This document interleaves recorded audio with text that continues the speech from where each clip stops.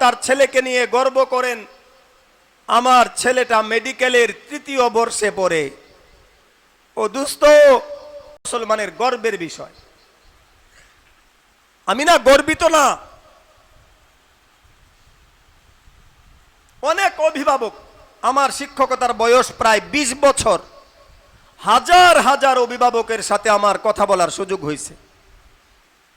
অধিকাংশ অভিভাবকের নিয়ত ঠিক থাকে না, আর তিনি তার বাচ্চাকে নিয়ে গর্ববোধ করতে পারেন না।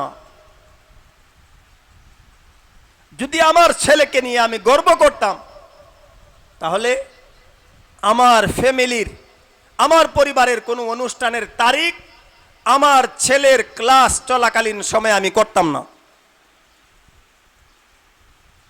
আমি তাকে মূল্যায়ন করি না, যে কারণে বিয়ের তারিখ করি মঙ্গলবারে, এসে হুজুরদের কাছে ছুটি নেই যে হুজুর ছুটি লাগবে। আমাদের পরিবার আলহামদুলিল্লাহ, আমাদের গ্রামের এক ভাই আছেন এখানে, আমরা আমাদের কোনো বিয়ে শাদী মাদ্রাসা খোলা অবস্থায় আমরা অনুষ্ঠান করি না। আমি আমার আপন মামার বিয়েতে যাইনি, যেতে পারিনি। আমার মামাতো বোন, মামাতো ভাই, খালাতো বোন, খালাতো ভাই, কারো বিয়েতে আমার যাওয়ার সুযোগ হয়নি। আমি ঠগি নাই। তো আপনি কেন আপনার ভাতিজির বিয়েতে আপনার ছেলেকে নিবেন? আমাদের এই মাদ্রাসায় যে কয়জন শিক্ষক উস্তাদ আছেন, আমি সহ, আমরা সকলেই, 1-2 জন ছাড়া সকলেই সুতারপুর মাদ্রাসার ছাত্র। আমি সুতারপুর মাদ্রাসায় পড়াই, বাড়িও সুতারপুর। সঙ্গত কারণে এই মাদ্রাসা সুতারপুর মাদ্রাসার নাহাজে তরিকায় চালানোর চেষ্টা করি। এর মধ্যে উদাহরণস্বরূপ একটা কথা বলি। আমার জানা মতে শহরের প্রাইভেট প্রায় সবগুলো প্রতিষ্ঠানে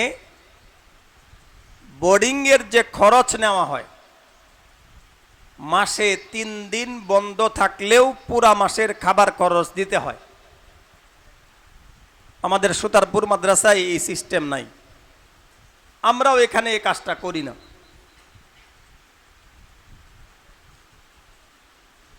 আমাদের এই মাদ্রাসার শুরু থেকে কোনো প্রচার প্রসার নাই, আমাদের একটি ব্যানারও নাই, মাদ্রাসার নাম নাই।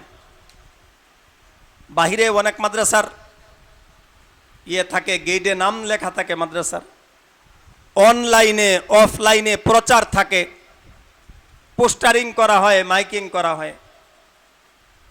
2016 সনে প্রতিষ্ঠিত এই মাদ্রাসার শুরু থেকে আলহামদুলিল্লাহ আজ পর্যন্ত কোনো কাগজ ছাপিনি, অনলাইনে কোনো বিজ্ঞপ্তি দেয়নি।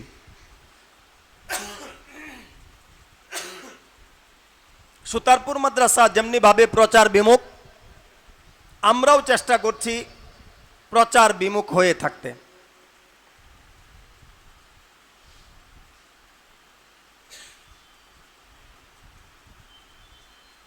আরেকটি বিষয় গুরুত্বপূর্ণ, আমরা যারা আমাদের ছেলেদেরকে মাদ্রাসায় পড়াই, কওমি মাদ্রাসায় বিশেষ করে, কেন পড়াই? কিছু অভিভাবক থাকেন যে ছেলেটা দুষ্ট হয়, অবাধ্য হয়, ছোট থেকে বুঝেন, তাকে মাদ্রাসায় দেন। কিছু অভিভাবক থাকেন যে ছেলেটাকে মাদ্রাসায় দিলে আমার জানাজাটা যেন পড়ায়, এই উদ্দেশ্যে দেন। এগুলো একজন মুসলমানের উদ্দেশ্য হতে পারে না। জানাজা সন্তান তো এমনিতেই পড়াবে। কোরআনী শিক্ষাটা যদি আমি তার শৈশবে ছোটকালে দিতে পারি, পুলিশ অফিসার হয়েও আমার সন্তান আমার জানাজা, আমার লাশ নিয়ে দাঁড়াবে।